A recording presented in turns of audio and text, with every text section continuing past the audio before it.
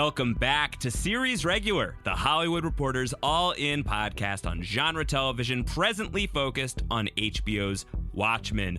I'm Josh Wigler, your host here on Series Regular, and this week we are diving deep into Season 1, Episode 2 of Watchmen, Martial Feats of Comanche Horsemanship, which is written by Damon Lindelof and Nick Hughes and directed by Nicole Cassell. Joining me to break it all down is my weekly Watchmen co-host, a man with friends in high places, much like Will, the great Antonio in the sky, Antonio Mazzaro. How are you doing, Antonio? Josh, I'm doing fine. Pardon me. I'm going to pluck a nice juicy tomato off of this tree next to me and take a nice bite. And just squeeze out the juices onto the soil, because that is how liberal you can be with the beautiful fruits of your labor. You're using some really interesting buzzwords there. Let's just talk about the show, shall we? It's impossible not to use buzzwords talking about Watchmen, which we are doing here every single week on Series Regular throughout Watchmen season. We got a lot of really nice, kind feedback from you people out there. Thank you so much for listening in to our first podcast. A lot of meat on the bone, a lot to chew on. We've got a lot of the bedrock in place now, and we're really excited to start digging into the storyline proper. Antonio, there's a lot of Watchmen to get through here this week in week 2 of the series. Definitely. And obviously, as we talked about last week, the show is not holding hands when it comes to the source material from the comic.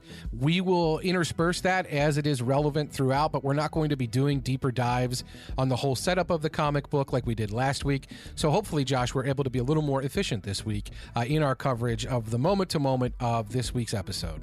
Before we even get into the episode, just kind of big picture, we are a week into the world, knowing what Watchmen is, knowing what Damon Lindelof's vision for this series is. What are some of your takeaways to the response to Watchmen so far, just culturally from what you're gathering? I was very pleased. As I talked about on the first podcast, the show is walking a very high wire in terms of its ability to comment on race and race issues, and to not be exploitative, but to be in a position where people are learning or people are feeling without, as I said, without generating those feelings from real moments of exploitation. I think the premiere obviously had a lot more heavy lifting to do in that regard, but the show is not shying away from that. And I think as far as the way Watchmen itself, a comic book dealing with these heavy issues in society, I think it's very much in keeping with that source material. I like, for example, that we're not just covering one moment in time in Tulsa in 2019, that we're covering who knows how many timelines. We're going back to the 1920s. We're talking about some of these things that happened that were never corrected, that were never properly dealt with, that were never addressed. The show is making clear what would happen, I think, in a lot of ways when people would try to address things like that. And the fights we have to be ready to fight, and that we have to be willing to have if we're going to do the right thing and stand up on some of these issues. So it's crazy that a show's doing that under the conceit of a superhero show, if you will, under the conceit of a prestige drama on HBO at 9 o'clock. That's probably going to, make us eat popcorn as much as be interested. This is not, there are plenty of shows out there, obviously, that are great in terms of the social commentary. To do it in this level of show for HBO and for Damon Lindelof, I think it continues to shine through that they're not going to shy away from that. And I think it's really, really impressive that the show is really just sticking with that. We're beginning both episodes, Josh, by flashing back to the 20s, or maybe even in this case before the 20s, which is not what I expected from Watchmen, and certainly not what I expected from just thinking about the show in general, and yet here we are. Yeah, here we are indeed, as week 2 of Watchmen indeed does begin during World War I. We are seeing the origin story of the watch over this boy letter. Not on my bingo card for what we were going to be getting at the start of the second episode of Watchmen. Going back to World War I, but also to get what I really thought was an unexpected origin story for this, obviously this very important message that is connected to the young boy who we know is going to grow up and become Will, Louis Gossett Jr., the character that he's playing in the present day timeline. What did you think of this first scene set during World War I in Germany? Like you said, I didn't expect it either. It is the fascinating thing for me, of course, is when you see the origin of the letter, you see when the letter was obtained, and then we have essentially a series of voices reading the letter. We have Will Reeves as a young boy reading the letter. We have his father reading the letter. We have Will Reeves as an older man. You hear him reading some parts of the letter, and you just have to think to yourself, like, the sentiments contained in that letter, while they were clearly manipulative and they were clearly geared. Keep in mind, this is written on behalf of a nation who will go on to do the things that Germany went on to do in the 1930s and into World War II. And yet, you got to imagine that young kid, young Will Reeves, carrying that letter away, having it be the last reminder of his father, he probably read those words thousands of times, right? And so was he influenced by those words? I'm fascinated to know, did Will Reeves at some point, as the letter said, you will find friends who will help you along. The episode ends with a literal show of his friends that he's talked about in the episode. I want to know, are we going to see Will Reeves in Germany in 1930 or 1940? Are we going to see that lens of this show because of this letter? I think it's at least on the table, right? If you were to put money on it right now, do you think that every episode of Watchmen is going to open with some sort of flashback to a historical event, going further and further into the past, specifically Will's past? It's like 1 is something that happens and 2's a pattern, right, or something. I don't know. 3 is a trend. If it happens next week, right? Yes. Yeah. So we're definitely looking out to see. We're a week away from that episode. answer. That's exactly right. Yeah. So 2's a pattern. We'll see if 3 becomes a trend. All right. So in modern day, we see we pick right back up where we left off. In fact, we get it. We get it from Will's perspective this time, as Angela in her car is pulling up to the site where Judd Crawford is hanging from the tree, and Will has his flashlight, and Angela says, "Turn it off, or I'll shoot." She sees the horror. We kind of yada through it a little bit because we've really lingered on it already at this point. And she goes and she grabs Will and takes him to the car. And that's where we get the episode title, Martial Feats of Comanche Horsemanship, hanging in the air, really stylistically. Not exactly necessarily how they would do it in the graphic novel, but definitely feels of a piece with the way that there would be these great quotes at the end of every chapter, every issue of Alan Moore and Dave Gibbons' Watchmen. I feel like the show is definitely playing around with that, but doing it in a way that is maybe a little more conducive to the television medium. Even still, just having these huge, hanging, big, blocky, yellow, beefy letters hanging in the air. It's just a lot. I mean, these are mouthful, these titles. Martial Feats of Comanche Horsemanship, a killer for headlines, I'll tell you. Listen, not my job, but I understand yours. I'm sure. I'm sure. I like, though, in a way that the graphic novel doesn't do it, but maybe in a way a show like Ozark, for example, does it. When you see the big, beefy yellow letters hanging in the sky here, you're immediately starting to wonder, how's that going to tie into the episode? Because you remember last week, it's summer and we're running out of ice. Had you been some Oklahoma student, if you had been a student of musical theater, you might have realized that Judd was going to die in that episode, because you would have thought, that's a lyric from Judd is Dead. And when he introduces himself as Judd, oh no, like, we're going to go there. So I'm immediately on alert. Like, where are we going to see martial feats of Comanche horsemanship? Much in the way that I am when I watch an episode of Ozark and I see an image with images from the episode, and you're wondering, like, oh, when am I going to see a wheelchair on fire? Like, how's that going to happen? I'm wondering, like, what are the martial feats of Comanche horsemanship I'm going to see? And then we come to find out it's much more subtle than that in this episode, maybe. Yeah, we'll call it out when we get there. It's definitely something that you can dig into. Yeah. So Angela and Will are going to go to Milk and Hanoi, the bakery. Great play on words, by the way. Yeah, this is like right out of The Good Place. I love it. Yes, really good. So Angela's going to take Will back to the bakery. She's going to make him a quick cup of coffee in the officially the world's greatest mom mug. Who are we to dispute the great Regina King earning that status in the world of Watchmen? He's got pills on him. He's got the paper on him. She puts all of that away. She goes deep into the depths of her own chamber and leaves Will behind. It just needs a moment, understandably, to scream this out. This person who, as we come to understand in this episode, the sort of the origin story of the friendship, the camaraderie between Judd and Angela is built on such a sensitive event, and to lose him in such an absolutely horrible fashion must be devastating for her. And she has this very confusing case that she now has to work under these very confusing circumstances of finding this man with Judd in the middle of the field. Yeah, I think you could forgive her for rattling the cages, as Batman would once suggest you do, and screaming her head off. Makes a lot of sense to me. I really like the primal scream. Obviously, Regina King is a phenomenal actor. And to give her that moment, it was really well captured and really well done. I also really like that, Josh, she has come into the scene vulnerable with her guard down. She was told to show up not in costume, but after she gets her primal scream moment, Sister's got to come on. She's got to put the nun costume on. So I think that's interesting insight into her character in a way. Like, she does not feel comfortable approaching this guy, embracing this guy, and getting any information out of him without putting her mask on, even though he's already seen her face. She's not doing this just to cover up her identity. I think when she puts that costume on, she becomes a different person, clearly. Well, that's a theme in Watchmen. There's, from Rorschach's perspective in the graphic novel, he's often talking about how Walter Kovacs is the mask, and the Rorschach ink blot mask, that's his real face. He talks about how I put my face on. Even in this first episode of this series, Judd says to Looking Glass at one point, could you put your face on so that he can stare at himself in the mirror mask so he can tie his tie? So that's definitely very much in play, and I totally agree with that read, that there's something like comforting about becoming Sister Night. And it's like, really you're stepping into a persona. It gives you maybe an extra level of confidence that she doesn't have in the moment outside of it. Certainly if she's spiritually aligned with some of the other masks of the Watchmen universe.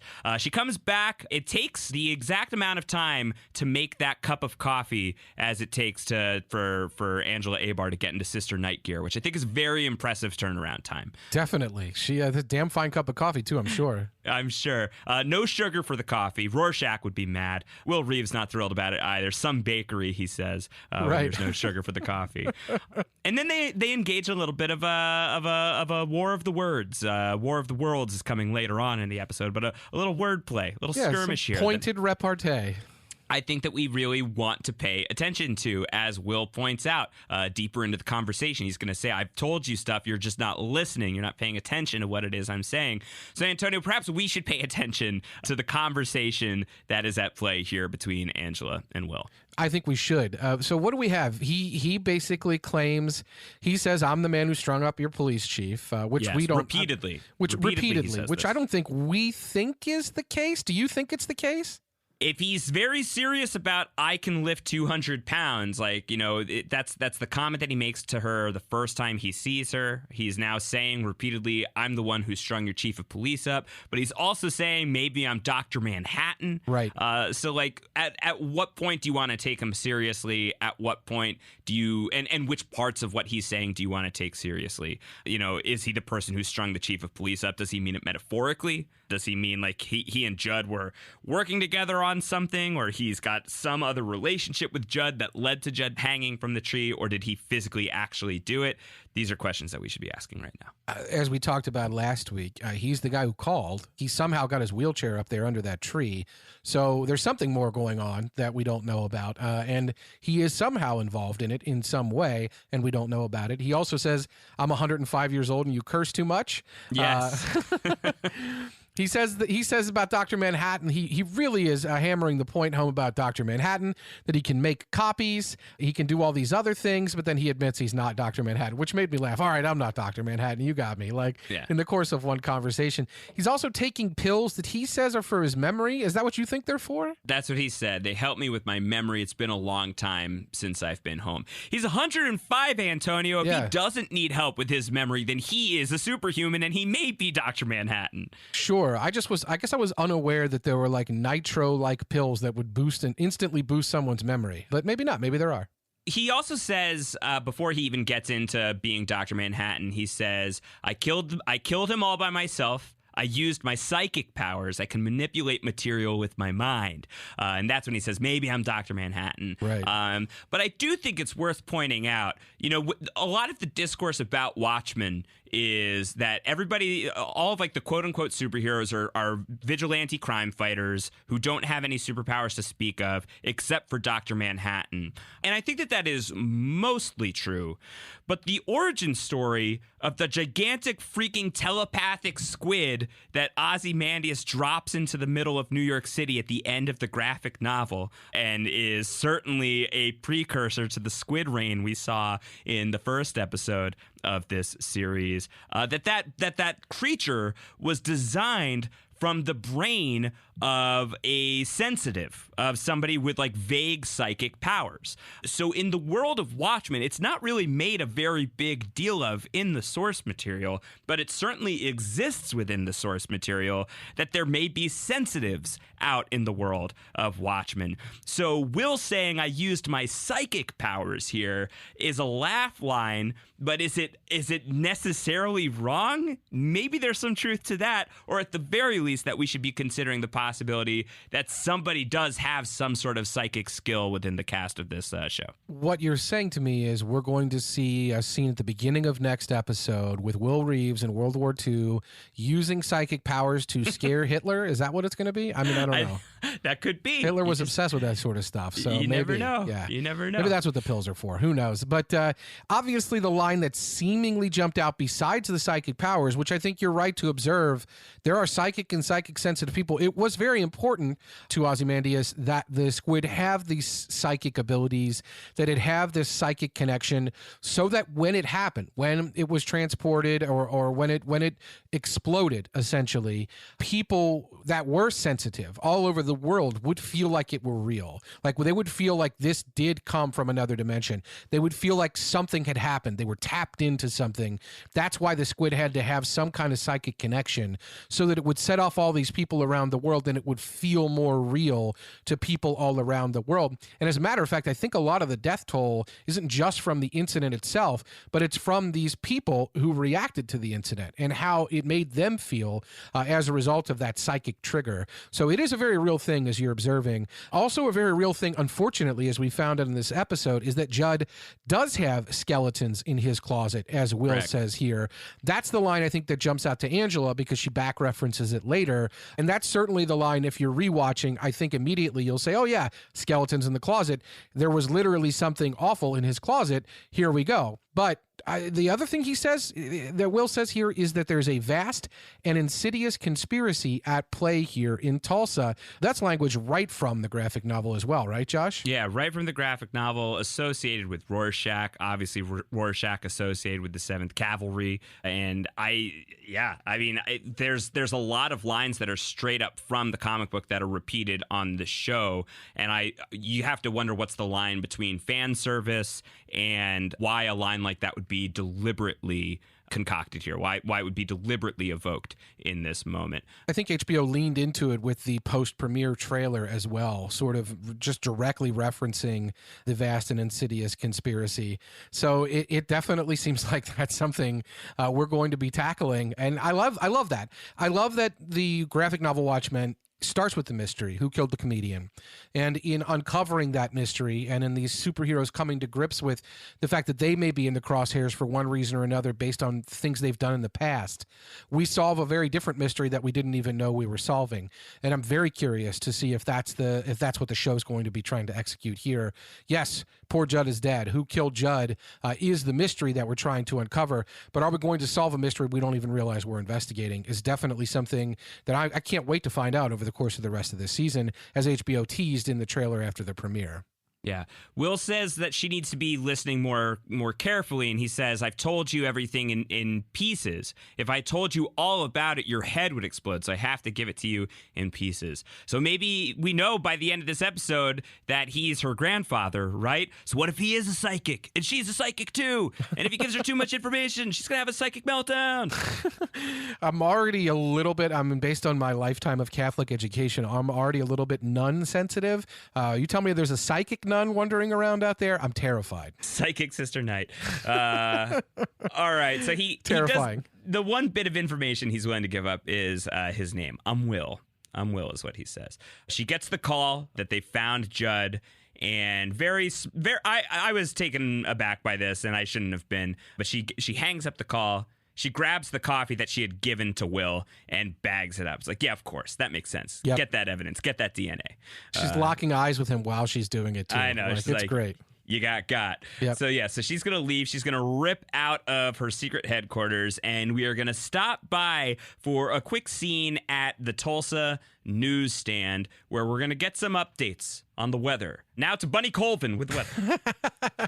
Yeah, it's great. Well, this is not Amsterdam. The Amsterdam is burst and squid are coming out. This is, we see just in the background, again, the show is world building, that the squid seem to be focused on 4 cities, and Tulsa is one of them. Tulsa, Vancouver, Jakarta, and Leningrad is also referenced. I think if you're calling it Leningrad openly, I would take that to mean that the Soviet Union never fell, which I think makes sense, right? Because World War III never happened, and because the U.S. and the Soviet Union probably put down their weapons to an extent, I'm not sure that the Cold War ever really ended, right? So that means that the Soviet Union probably never fell, and thus St. Petersburg is still Leningrad in the parlance of the Times. And speaking of the Times, the New York Times headline, or on the standee, also makes clear it seems like the squid are limited to these 4 cities. Was that your read from this scene as well? I didn't catch that personally. I trust you. You've got a great eye for this thing. So if that's what you read, then I believe it. I do think that's what's happening, and I think that's what was said on, in the dialogue, Vancouver, Jakarta, Tulsa, and Leningrad. The newspaper man, of course, blaming Robert Redford and what he calls the Libstapo, which triggered me. Yes. But he also he has no time for Joe Jr. He has no time for Senator Keene, the person who seems to be running for president, who is also now a character on this show, because nobody's serving for this newspaper man's interest. The newspaper stand, obviously a motif from the comic, an ongoing story that's told as we see scenes at the newspaper stand repeatedly, I think in almost every chapter of Watchmen. So not surprised we've got a newspaper scene. I'm expecting, Josh, you think we'll go back here in future episodes? If it's anything like the graphic novel, then definitely. It was the Bernards were a big part of the comic book, and we would check in with these people frequently as just interstitials that were helping to build up the tragedy of what would happen in New York eventually, and how all of these people who were just kind of bit players, background players in New York City were all going to get incinerated via giant telepathic squid, which is, still so crazy to fathom, and I'm so happy that it happened in the context of the show. But yeah, so I think that we'll go back here. You don't cast Robert Wisdom, who's such a great actor, in this role unless we're planning on seeing a little bit more of him. Well, and he's sharing his wisdom, if you will, with a person who comes and buys some newspapers, and he says, do you really read all these papers? And she says, yeah, it basically indicates yes. I think we're going to follow this person as well, the young woman that walks up here and buys the newspapers. You have to keep in mind we're seemingly in a world without internet, right? So if we're in a world without internet, how else are you going to get information? This seems to be the kind of behavior where you're combing the headlines for something. You're specifically looking for stories about something. So I'm very interested to know what the story is with this young woman that comes up and buys these newspapers. I really doubt that's the last we'll see of her. All right, so Sister Knight is going to show up at the scene of the crime as if nothing happened, as if she's finding out for the first time.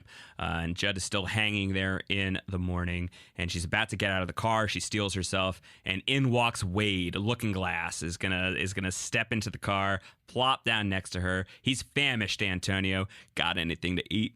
There's some nuts in the glove. Yeah, nuts in the glove. This is. I should be. Yeah, that's. Never mind. Yeah, careful. We're gonna go right past that. But yeah, he's famished, and he. You observed earlier that Judd says, "Can you pull your face down?" I love that that it's called his face, and that he doesn't ever seem to take it off. Later, when he is again eating at home alone, he doesn't take his face off. Right. He just lifts it up so he can eat. You talk about a melding of character and person. I think Looking Glass is a person who it's really hard to draw the line between where Looking Glass ends and where whoever's underneath that face begins.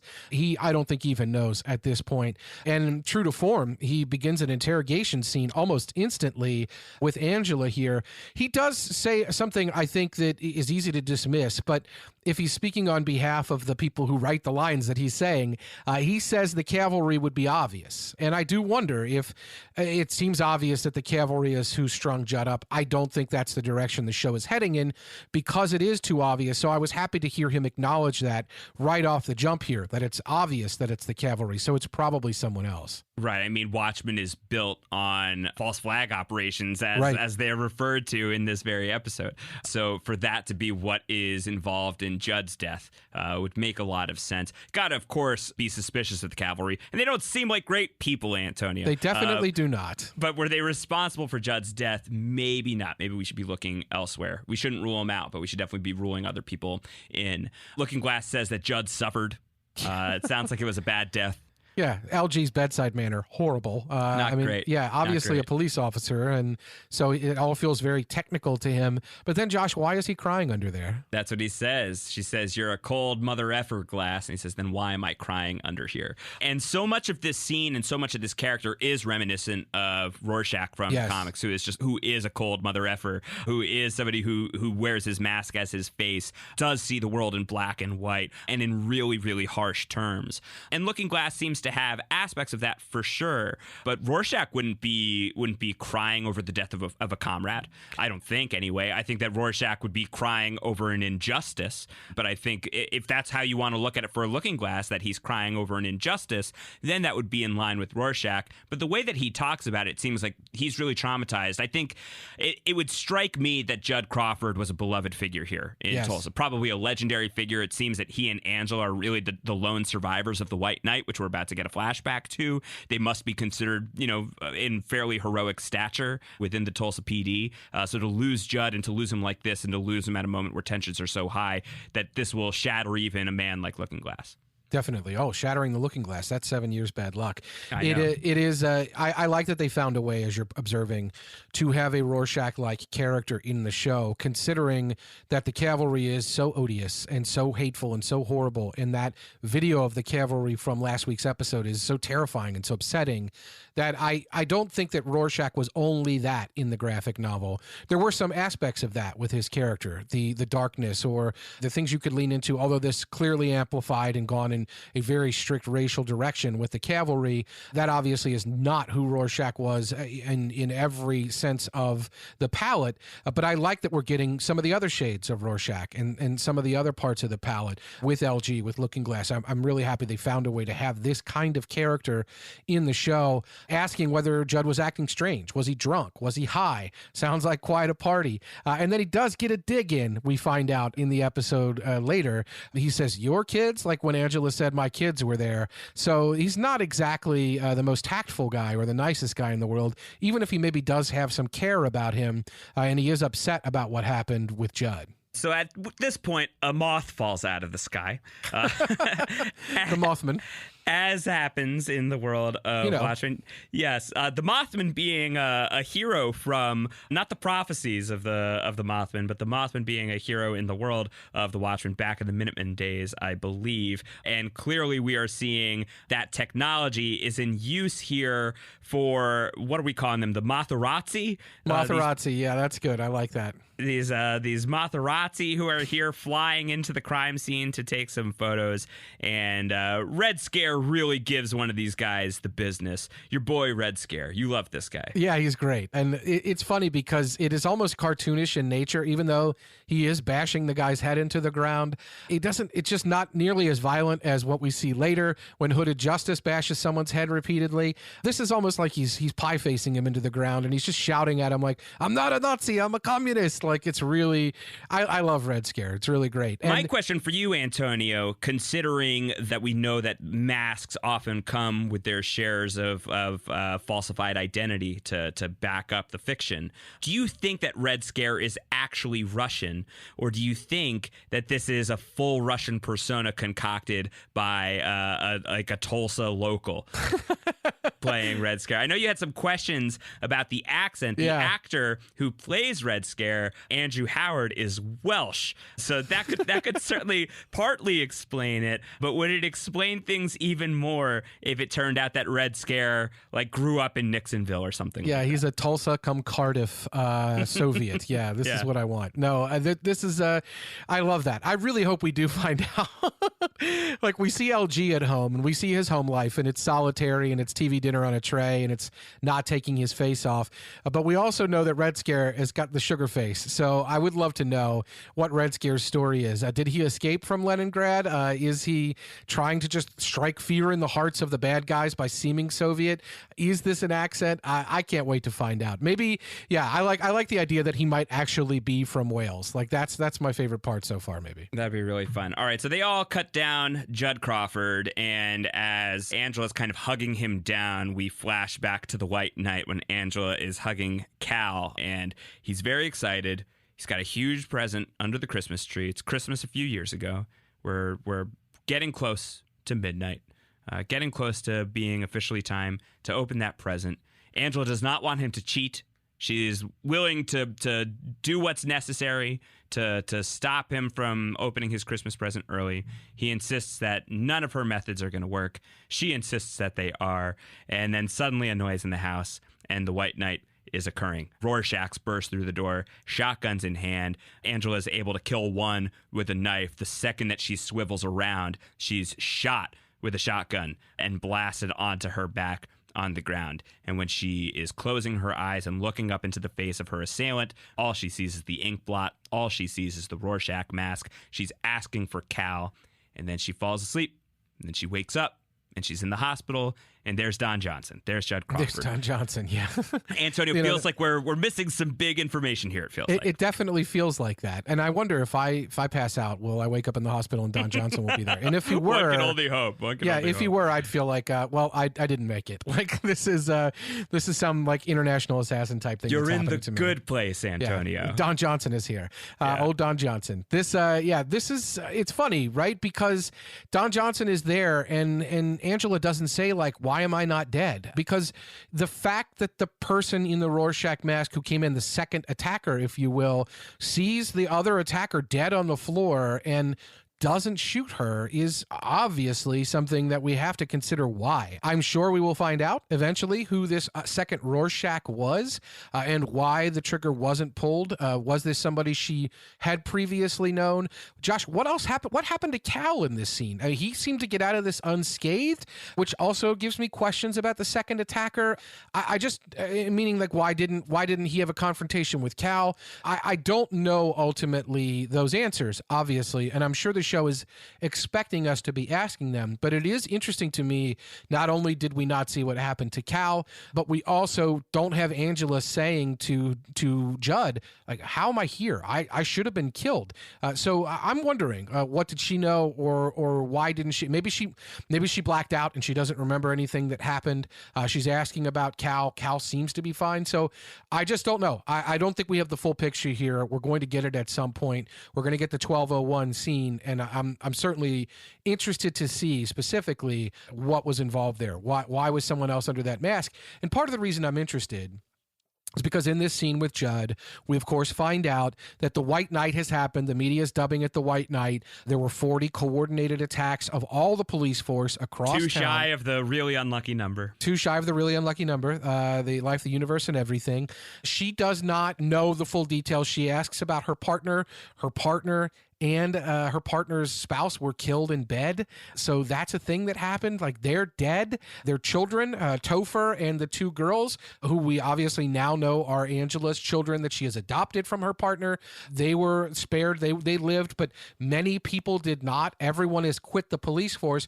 Judd himself, Josh, was attacked, but made it out alive. And you'll forgive me for wondering, now that we know this guy has skeletons in his closet and a perhaps sketchy past, like in the graphic novel Watchmen, where these coordinated attacks on superheroes, in the case of Adrian Veidt, were fake. His attack was fake. He hired somebody to make it look like they were attacking him so that all of the attacks would seem to be part of a thing and that the suspicion would be shifted off of him.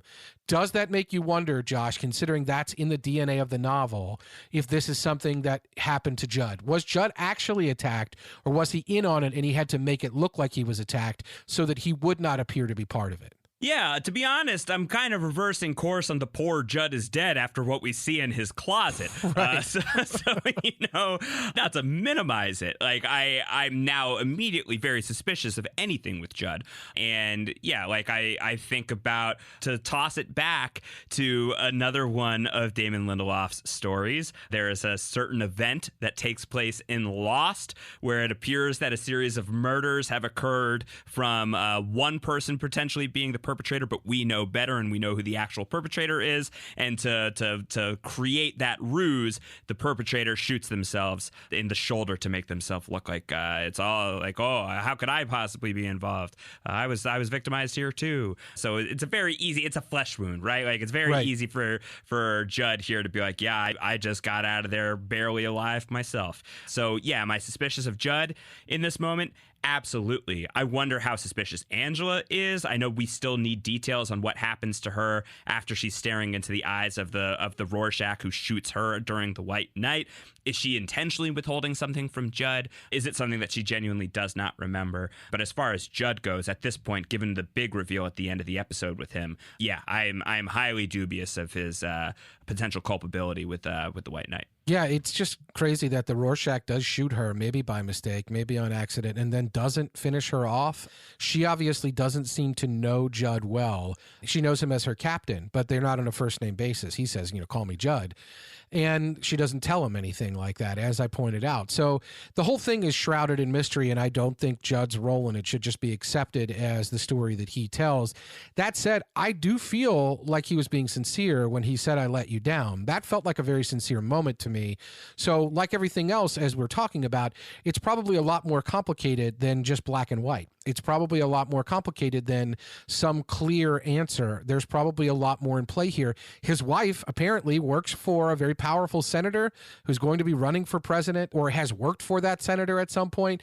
So there are a lot of these connections here that make you wonder what's above it all. Like, what is going on that we don't know? And so I'm not saying Judd is cavalry. I am saying there's definitely hover vehicle of some kind. It's a hover vehicle that's above it. That's exactly what I was hinting at. Yeah, I'm not saying he's cavalry, but I am saying there's something more to this, I think.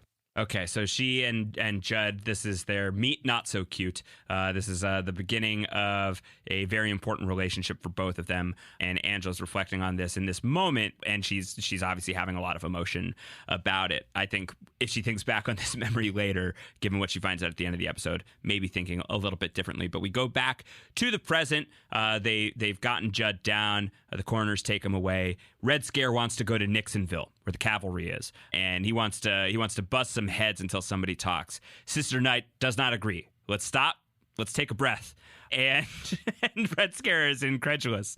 Says, you don't want to beat the blank out of these blanks? You love beating the blanks out of these blanks. That much is indisputable. A great line from Looking Glass. And so eventually she relents. They go to Nixonville. It does not go well. To the surprise of nobody, that this attempt to round everybody up, to get them all to go quietly, does not go quietly. People are throwing bottles. Soon people are throwing punches. Sister Knight ends up watching out for Looking Glass and kicking the blank out of one of these blanks, the way that she loves to do so much. So yeah, she does that. She gets back into the car, and she needs to have yet another moment. She needs to take a breath, and that's when she sees what's on her dashboard that she's almost forgotten about. There's peanuts in the glove, but there's coffee on the dash. And she's got the mug, and she needs to do the DNA test. That is something where she clearly is reminded of what the real thing on her plate is, and that she's got a different role in this. She also didn't really want to play a role, as you're observing, and it was joked about.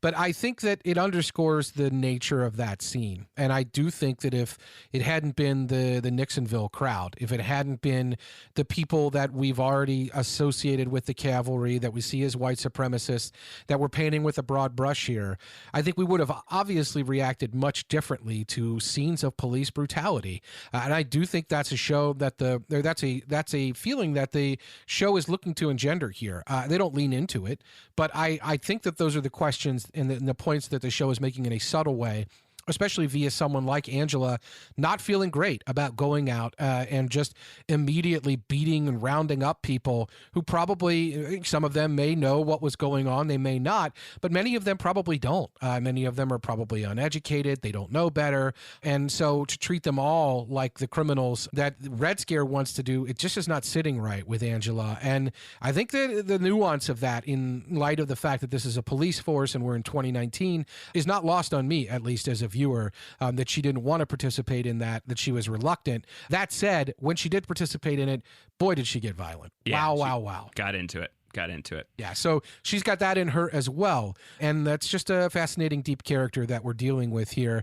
And she doesn't even know her history, right? Because she goes to the site where she can get some information about what's going on in 1921 and whether or not there's someone connected to it. She knows she can get a DNA test done there. She knows, do you think, Josh, that she can get it done through Skip Gates?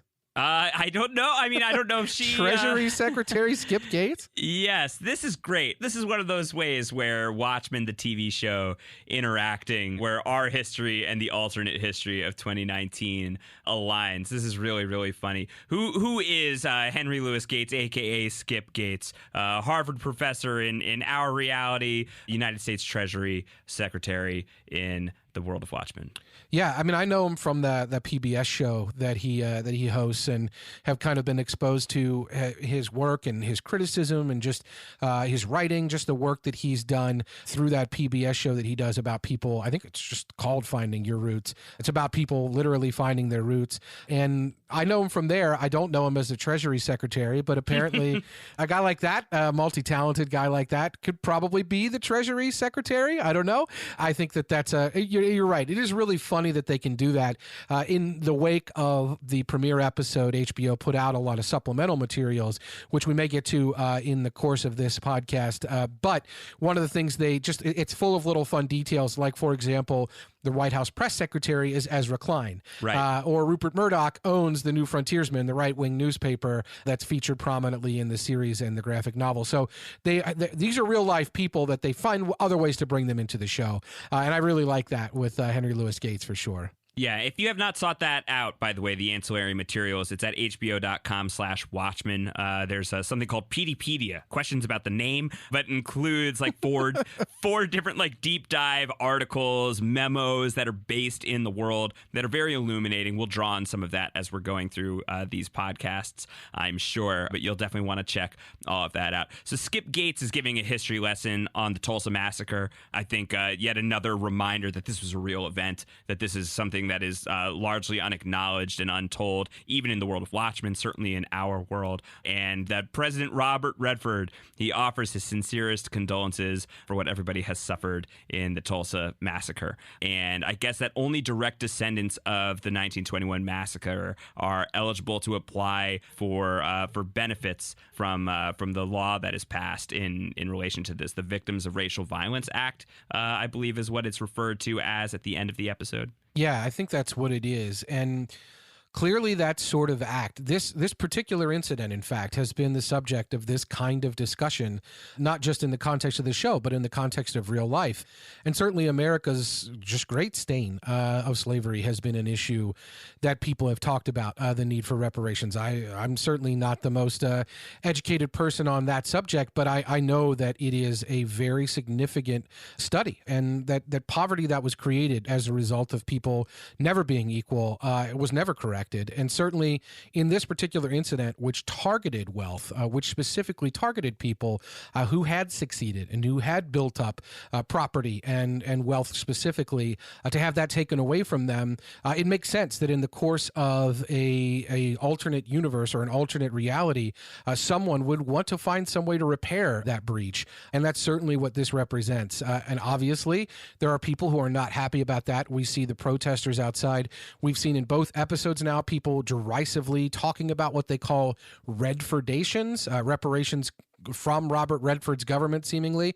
And this is a very clear representation of it. And I think it's, like I said, it's an issue that it needs to be talked about in the context of our real world. So I'm not shocked at all that a show that gets an opportunity to tell a slightly different version of our world would stick their neck out, especially when they're talking about these subjects, and have that. It also reminded me a little bit, Josh, of Miracle, Texas from The Leftovers. Just this kind of like a center here where things are happening in the background and you're not exactly sure everything that's happening. There's holograms. We see just a lot of people tapping into things, and seemingly they have cataloged everybody that would have been affected by that massacre and are looking to find ways to make them whole again. And I don't know that Angela had an inkling that Will Reeves would have been connected to that. It certainly didn't seem that way to me. I think she just knew she could get a DNA test done there. That's my feeling as well. And so she brings the DNA to be processed here. I think that she knows that she could do this here and have it a little bit more off the record than bringing it in, because whatever is going on,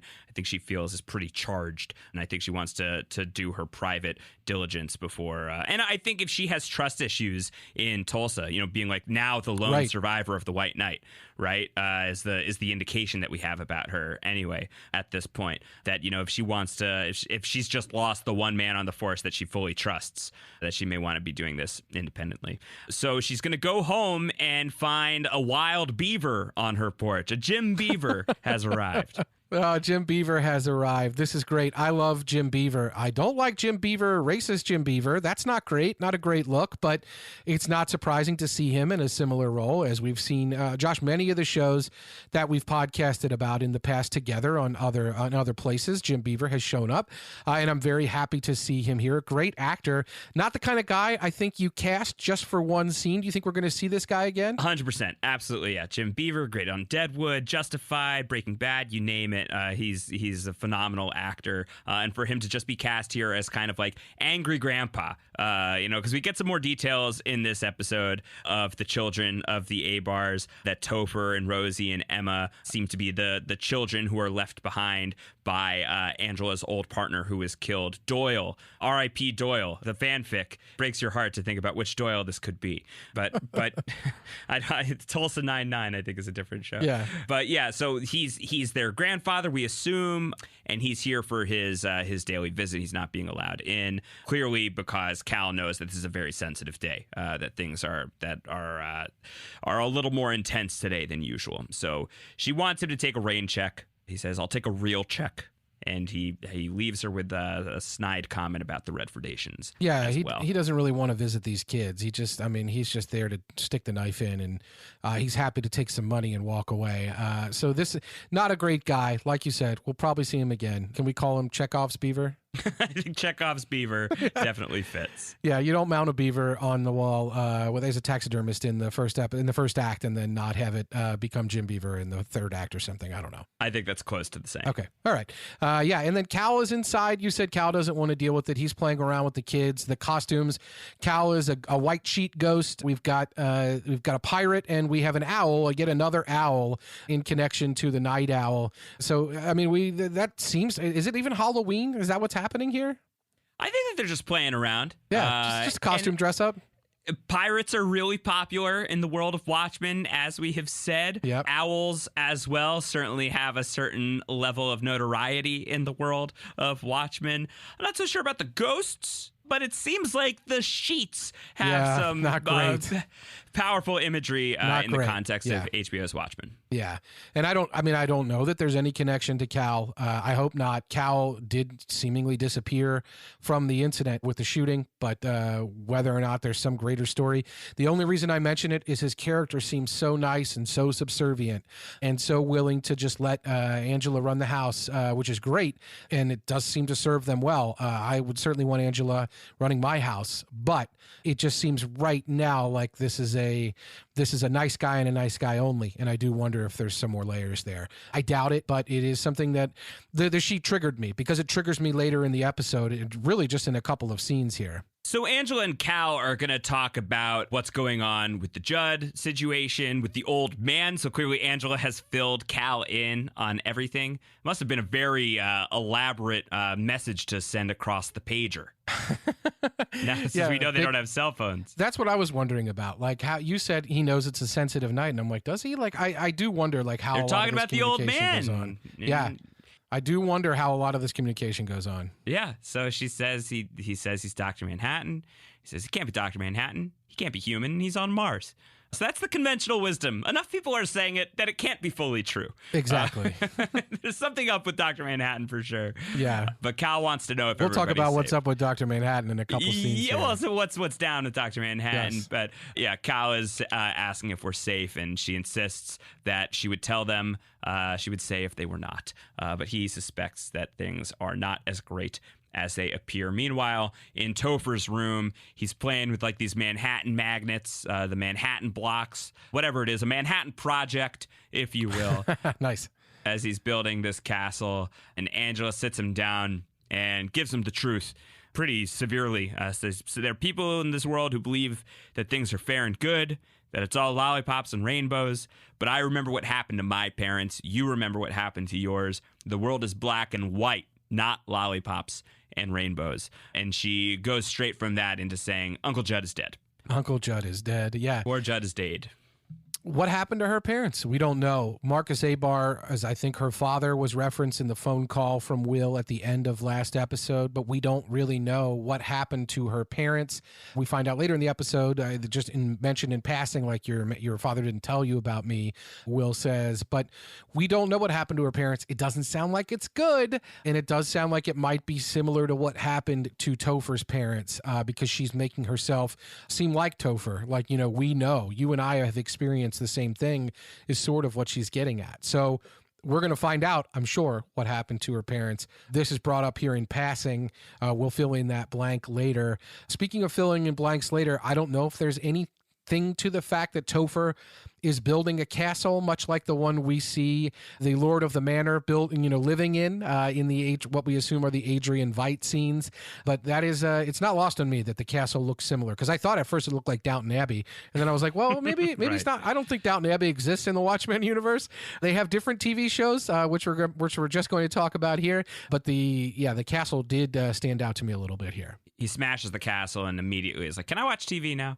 And he's going to saddle up next to Cal, and he's going to be watching American Hero Story on TV, even though the warning on television is very explicit. If you are not of age, do not watch this show, even with a guardian. Right. But Topher's had a hard day, so they're gonna let him watch it, especially if they know that he can handle it. Everybody seems to be watching it. As you observed earlier, Looking Glass is watching. He's got a TV dinner, and he still has his face on, so he still has the mask on. We see the 7th Cavalry. They are watching it in the background as they're building a bomb vest. It sure looks like it. Sure looks like it. Yep. And so then we get to see, we get to close in on the TV, and we get to spend some time in the world of American Hero Story. And of course, this is a great nod to the story within a story structure of the Watchmen graphic novel, where Tales from the Black Freighter, this pirate comic book, plays out within the context of the comic book Watchmen. Here we are getting a TV show within the TV show, and it seems to be the origin story of Hooded Justice, who's the mask who is credited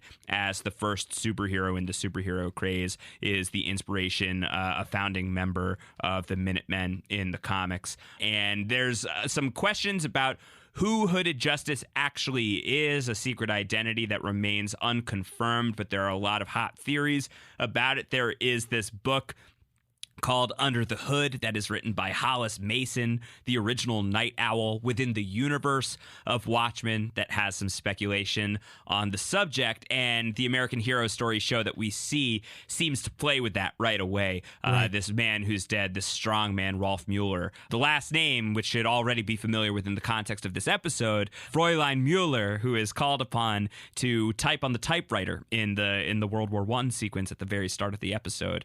But you hear Hooded Justice like monologuing over it and saying, like, everybody thinks I'm dead. It's the last photo they'll ever take of me, except it's not me. I'm not ready to tell you who I am, because if I did, you wouldn't watch until the end. Great meta commentary. I mean, you could just tell us, right? We'll still watch. Yeah, I will definitely still watch. Although, man, violence, some ultra violence in this Hooded Justice show. No wonder there were such warnings. Also in the warning, did it say, I think it said American Hero Story does not reflect the views of the government? And I'm like, what is the government doing giving a warning on what seems to be a commercial television program? So that is something that caught my ear as something that was in the world of Watchmen, this show. It's also rated X, not surprisingly that it's rated X. We see Rolf Mueller there in the water. He's got a shoe off on this body. I think it's the same shoe that Judd has off, hanging in the tree. I don't know the significance of that, but there's definitely some connective shoeless tissue there. Speaking of tissue, these are not soft tissue injuries that Hooded Justice inflicts on these poor people. I shouldn't say poor, they are criminals in the scene. Hooded Justice, a little OTT though. He stabs a guy with glass, then he stabs him with a knife, then he uses him as a human shield. He breaks a dude's arm with his knee. He smashes another man's face into the counter, like you said, the pie gag, over and over and over again. Huckleberry jam everywhere. Then he crushes his head with the cash register. It's a bit much. Very, very OTT. It's a bit much. It is a lot. It's a lot. It's reminiscent visually of the Watchmen film, directed by Zack Snyder, who I know is somebody that Damon Lindelof respects a lot as a colleague. So I don't think that this is like a full-on shot across the bow at the Watchmen movie, which is celebrated by some, not celebrated universally. And Zack Snyder is often a filmmaker who takes a lot of heat for flourish over substance. But I think at the very least, is it maybe a shot across the bow? Maybe. It's certainly a possibility. But what I like about it is it's certainly like an acknowledgement of the Watchmen movie's place in the canon. Like the really over-the-top, very, very flourishy, very hyper-violent adaptation. Some slow-mo. Yes. Yeah, it's great. Yeah. Very funny. And there's lettuce in the stock boy's hand, like the connective tissue, like you say, or like you're saying, to the Snyder work, but also to just what we've seen in the show so far is there. So it's a very fun way, I think, to have a story within a story, a play within a play, if you will. We're going to get more of that in this episode in a different way, but maybe not any less violent, or certainly not any less affecting. But in Hooded Justice's case, what does Hooded Justice say here, Josh? I know you've got this down. This was interesting to me. Hooded Justice's monologue. This show, American Hero Story, is interested in telling a different version of the Hooded Justice tale than I think what the assumed story was from Under the Hood or from the Watchmen graphic novel, where it was assumed maybe that Rolf Mueller was Hooded Justice because he disappeared around the same time that Hooded Justice stopped. But the show seems to be saying, no, Hooded Justice was somebody else. Right. What he says, his monologue is voiced over as Angela is showing up at Judd Crawford's house to be with Jane, his wife, played by Frances Fisher, the great Frances Fisher. He says this. He says, "Who am I? Every time I looked in the mirror, I saw a stranger staring back at me, and he was very, very angry. What could I do with all this anger? Hot, vibrating electricity with no place to ground it. If he couldn't release his rage, then maybe I could help him hide it. I never felt comfortable in my own skin, so I made a new one. And when I slipped it on, he and I became one. His anger became mine, as did his thirst for justice. So who am I? If I knew the answer to that, I wouldn't be wearing an effing mask." Well, what's great about that is that it's repeatedly asking the "who am I" question, and if we were going to answer it only the Jean in the Valjean of it all, the Jean Valjean, yes, exactly. Is it Russell Crowe under there? You think? No, it's Hugh Jackman. Yeah, it's Hugh Jackman. Sorry, my mistake. You didn't say Joe Bear. I apologize. Javert, yeah. Yes. No. What I would say is, if we're going to answer that question in the context of our show, timeline-wise, Hooded Justice seems to be beginning work in 1938. The character that we know who would be age-appropriate is Will Reeves.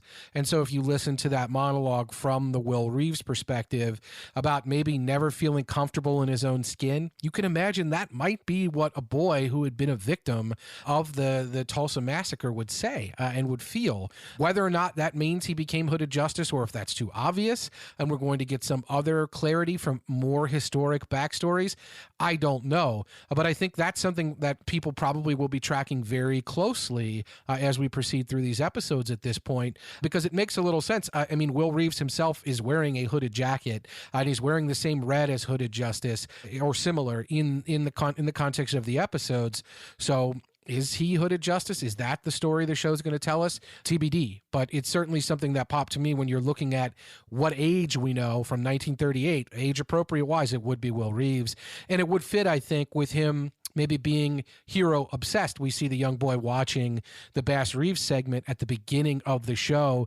I don't think it's an accident that we see black and white horses, or that we have a story that seems to be saying that, a sheriff or a police officer could be bad, which is the story that was being told in that silent film at the beginning.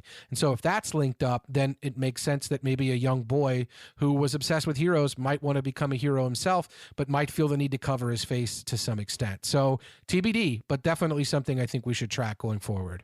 So Angela shows up at the house. This is where we're going to meet Not Great Bob. Joe Keane is in the house. James Wolk senator in the house. Joe Keane, who in the newspapers that you see in the newspaper scene, it says that he is expected to announce that he is running for president. We know that Robert Redford is not going to be running for re-election, thus ending the reign that he has held since the 1990s.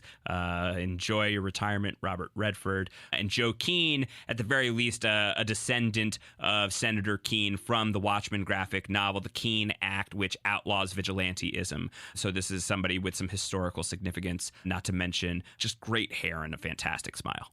Yes, the Lone Star of the show right now, yes. For sure. Yeah, he's great. He has this sort of senator-like quality to him. You want to cast a handsome man or a handsome person. I guess you could cast a beautiful woman, or you could cast a handsome man, or you could cast whoever you wanted. But I think he's going to seem a little slimy. It just already feels that way. So this is the guy you cast when you want like this bright young scion of some political family, like a Kennedy-esque thing. This is the guy that you call from central casting. So it makes total sense. That's who he is, because that's I think what the role is going to mean, that the role is meant to be.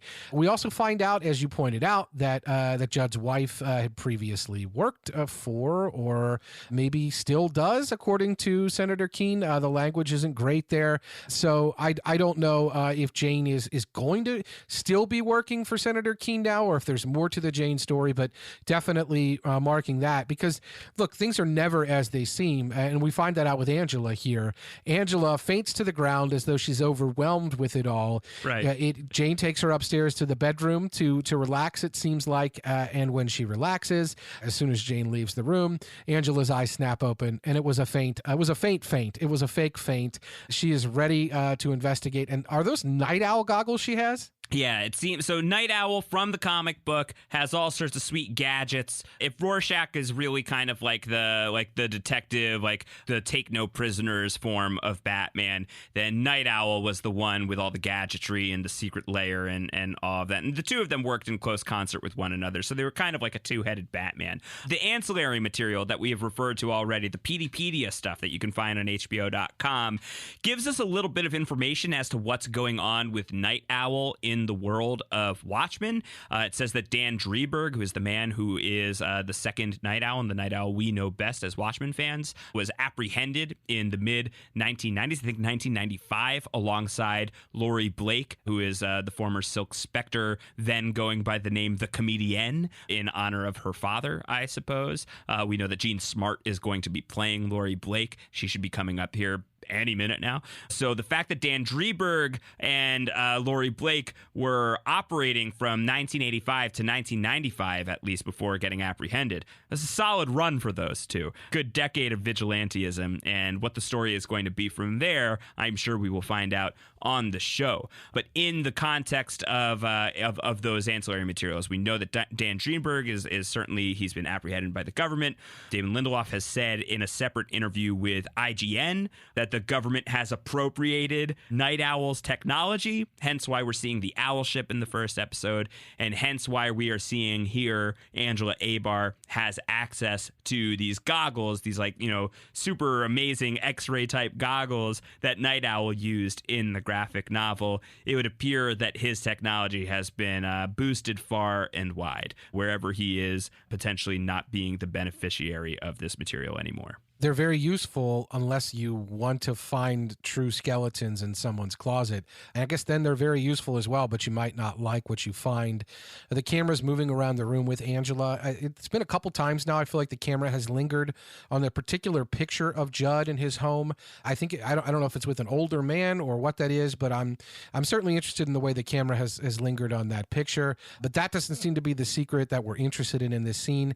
The secret is unfortunately a full clan robe with a police badge on it, Josh. We are not surprised at all, obviously, that there would be white supremacists in the police force. There are white supremacists literally in every profession in the country, but it is very shocking and upsetting to see it. It looks like a person, and it's very upsetting to see it in the scene. Later on in the episode, when Angela comes back to the bakery and she's going to, be pressing Will, like, did you put that in there for me to find? Because it was really easy to find. Are you trying to, mess with me? Unfortunately, hard to imagine, this. As Will outlines, he's like, I'm in a wheelchair. Was it on the second floor? That'd be pretty hard for me to get into. Yes. He's also kind of saying, the skeletons in the closet wasn't the clue. It's also right. Is also what he says. He's like, that wasn't really, I didn't mean it literally. So maybe we should be reading more closely at the other things that he said. But yeah, I mean, the reasons for him having it, what does it represent for him? Is he in league with 7K? Did they kill one of their own? All of these questions are worth asking, and it certainly makes you look back at a character who, after one episode, and this was the power of Don Johnson's performance, you were so sad to see him go. Yes. You were devastated to lose Judd by the end of the first hour of Watchmen, and now seeing a clan robe in his closet, it's like your first reaction is horror, your second reaction is like, well, good riddance, and then your third reaction is like, so what's the story?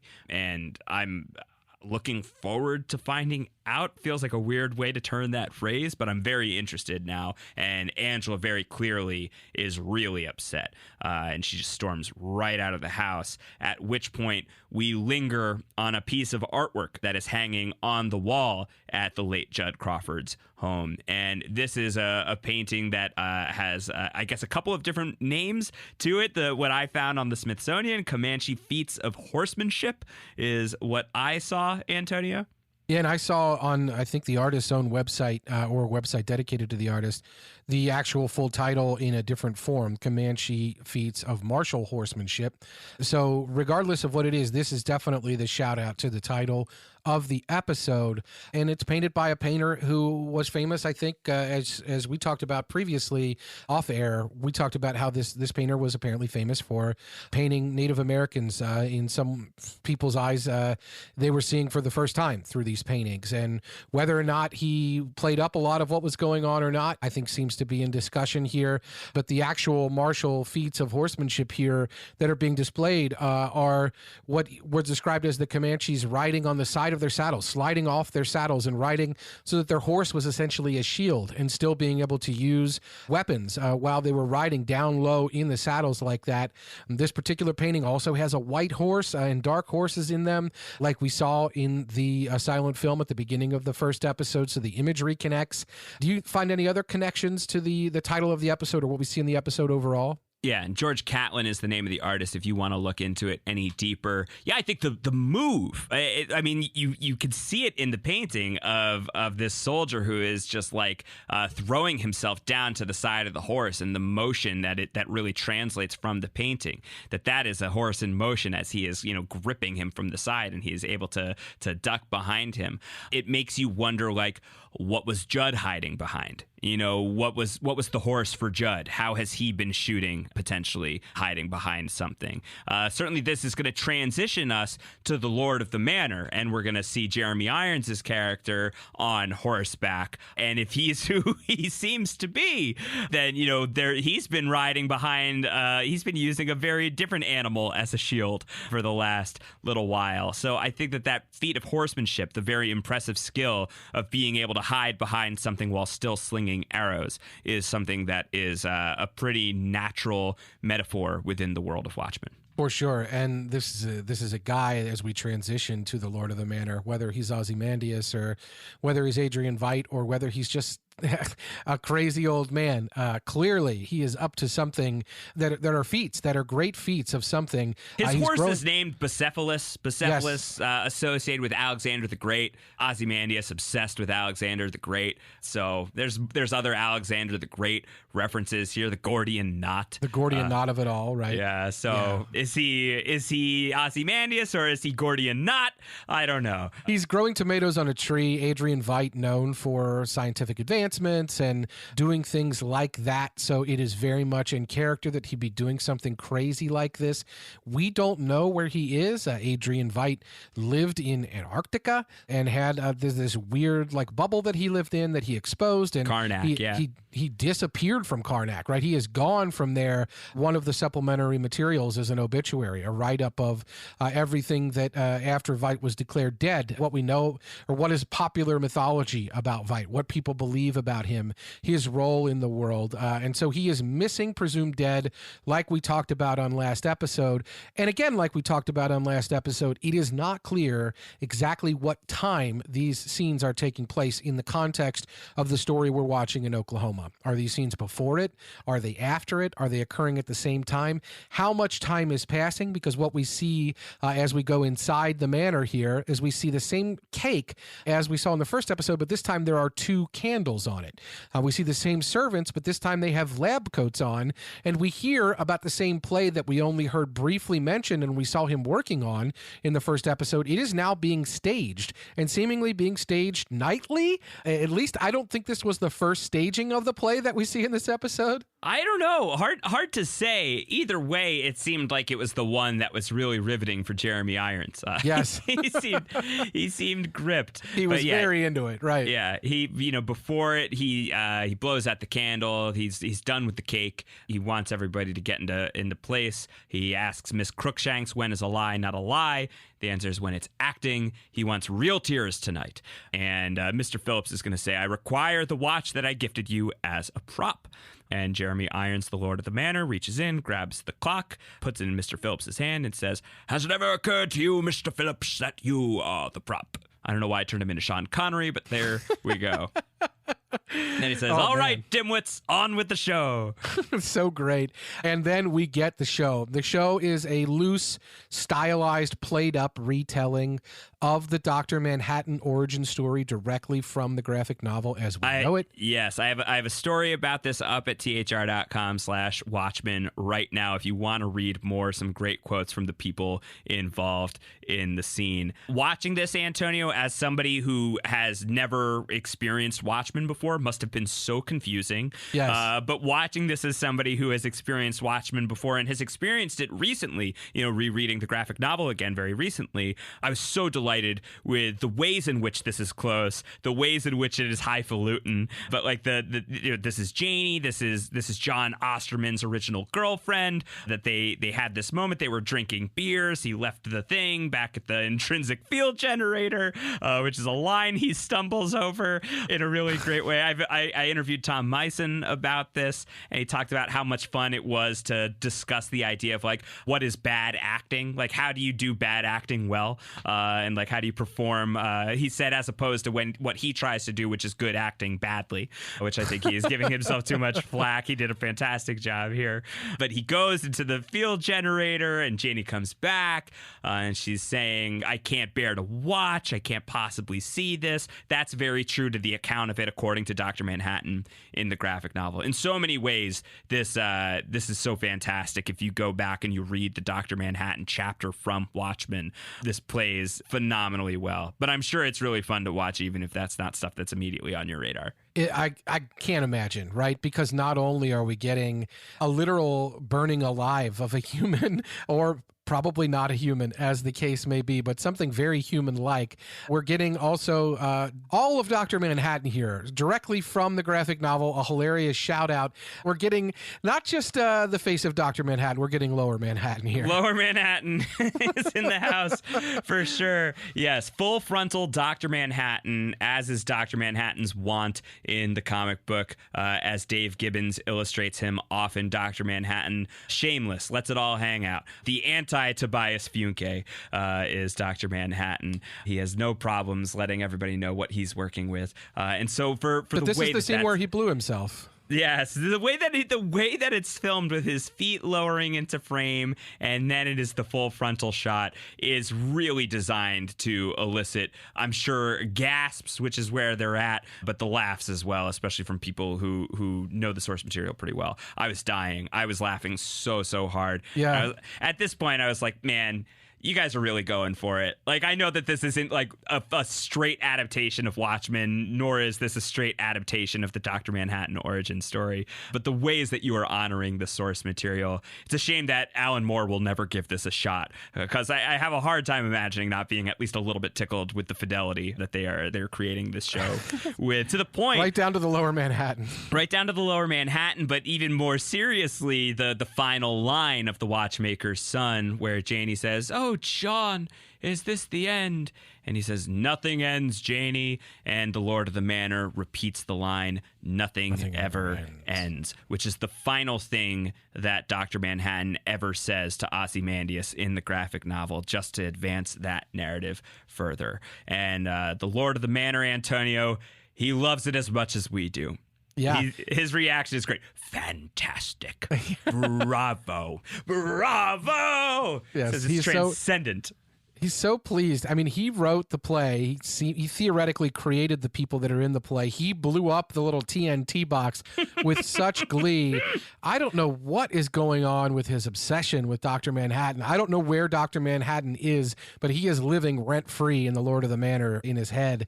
And it's just fantastic to see. What is not fantastic to see, however, is the burned-up body of Mr. Phillips. It's just, that was not a special effect. He really got burned. That was not acting. He was screaming as he burned to death. That was real. It was real. And all of these people who are wearing hoods, they remove their hoods, and it's just like an army of Phillipses and Crookshankses. So are these robots? Are they clones? Are they all just twins? Just like huntuplets? I don't know what you would call a number of that size. Yeah.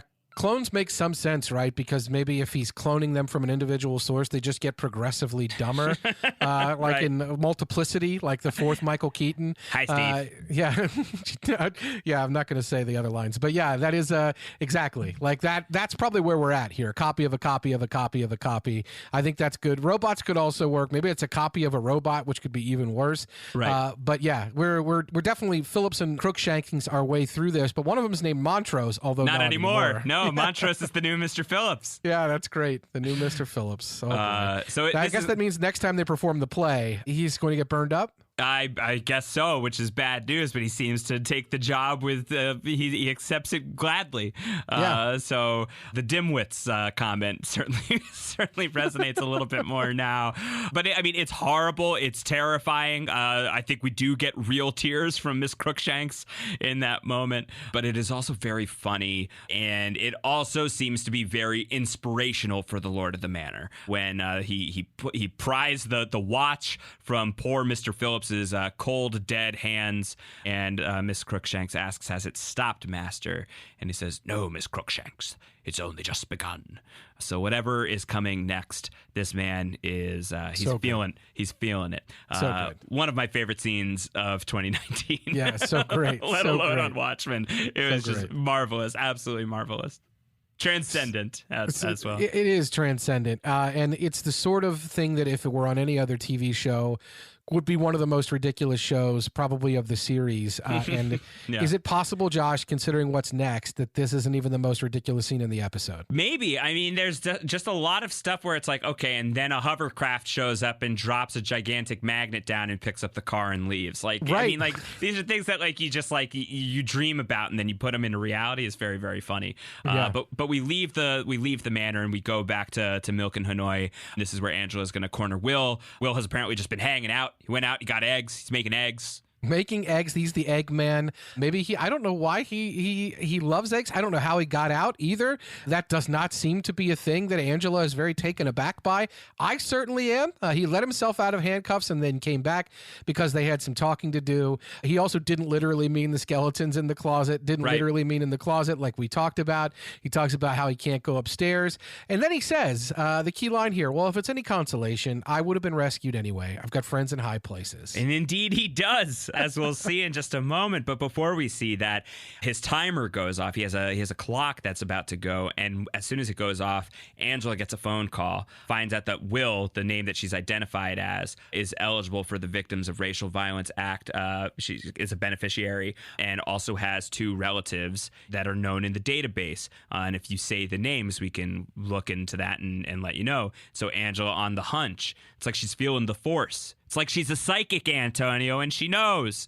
Oh my gosh, psychic nuns are back. You can't you can't put this in the world and have it not pay off. Now I'm scared. Psychic sister nun. She says Angela Abar into the phone, and the phone spits back out that Angela Abar is Will's granddaughter. And it's as if Will knows exactly what she has just learned. And he says, so your parents didn't tell you anything about me. And he reveals why he's here. He says, I wanted to meet you, and I wanted to show you where you come from. And TBD, right? Because he's not around to do that by the end of the episode. No, he's in a hovercraft. He's in a vehicle that is being magnetized away via some sort of flying object. Yeah, I don't know that. I want to show you where you come from. That's the line that makes Angela want to take him in for real and arrest him for real. And so she goes to do that. She starts to put him in the car. He's looking up into the sky as she is doing that, and it's not clear why. And then it immediately becomes clear why. His friends in high places. Unbelievable. Unbelievable. Yeah, an Eggman by the Beastie Boys kicks in. just a great needle drop. There have been some really amazing needle drops on Lindelof shows over the course of the years, but certainly in the HBO era and the leftovers and now Watchmen. Great to see that that's intact. Going to Eggman by Beastie Boys is just it's just a great smash to credits for a really exciting second week of Watchmen. Definitely. And just like I said, a show that with that end scene, and certainly the end scene from the previous week, I think it's just making you wonder, like, where the hell are we going? What is this show doing? And it's doing a lot. It's doing it really well. It's entertaining the hell out of me. And we can smash cut from Lower Manhattan to hovercraft with a car strength magnet and a 105-year-old man being lifted away. That's Watchmen. That's Damon Lindelof. That's just fantastic. I'm so happy to have this show, and I'm just thrilled that it's not just existing, as I said earlier, on those levels, that it is actually in its own way commenting on a lot of what's going on and using the medium of comic books to tell, I think, a different story, or much really in the way that a really important story, and I think in the way that Watchmen was interested in doing. And so I just the graphic novel, and I think that that's a really it's something that is just as worthwhile as all the bonkers stuff that's happening, probably more worthwhile in another show, but maybe even more worthwhile in this show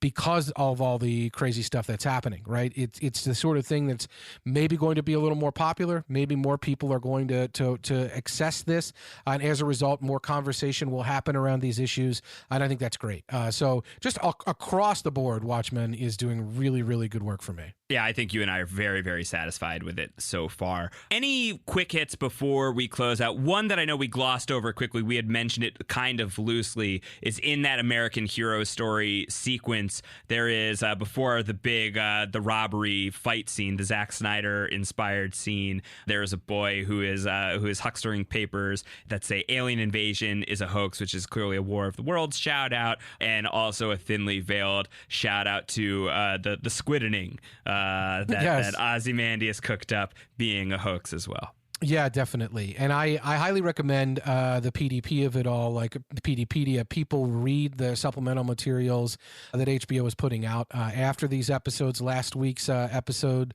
there's only 4 of them linked last week, but there's a lot of material there. I'm sure that as we go on throughout the season, there's going to be more value that we can tap into and we can talk about here. Some of the really funny stuff throughout this, like we talked about, the White House press secretary was Ezra Klein that's mentioned there. The Surgeon General, Josh, is Dr. Oz. Oh yeah, Dr. Oz, Surgeon General. Listen, it's not a utopia we're dealing with here in the world of Watchmen, is it? No, but what's interesting, of course, is that the graphic novel had a lot of its own supplemental material that wasn't part of the main story that was presented between the chapters of the graphic novel, and it did fill in a lot of the backstory, whether it was the story of heroes from the early 30s to the 40s, 50s, and 60s, to information about the characters that we were reading about and seeing in the main course of the graphic novel. So it seems like that tradition will continue to be the case as well with the supplemental stuff from HBO. So there's definitely some other good stuff there that I would recommend people check out if they're interested in that sort of thing. For example, I know we talked about last week that they were celebrating the Lord of the Manor's, quote, anniversary. Well, there is an anniversary with the Lord of the Manor mentioned in the supplemental material.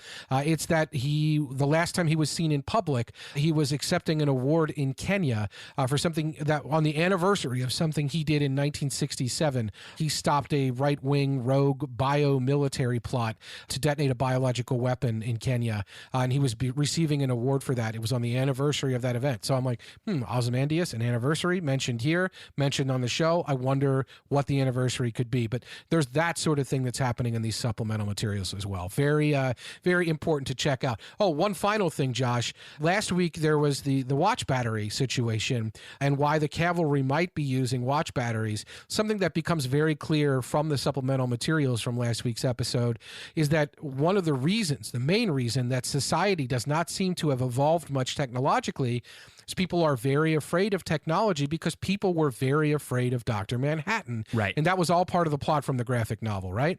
Yeah, absolutely. Yeah, I mean, there's a plot that's concocted as part of the squiddening that Ozymandias needs to deal with Dr. Manhattan and get him out of the picture, and so he starts this very highly fabricated rumor that people who are exposed to Dr. Manhattan are getting cancer. So that is causing people a lot of alarm. There's also, in reaction to the squid's arrival, people assuming that has something to do with the rise of technology. So in the ancillary material that Antonio is referencing, suggests that a lot of the technological advancements that are made in that era onward, in the 80s into the 90s into the 2000s, just didn't happen. That people kind of looked at technology like the devil. Like, if we keep pushing down in that direction, we risk opening up more portals to squids.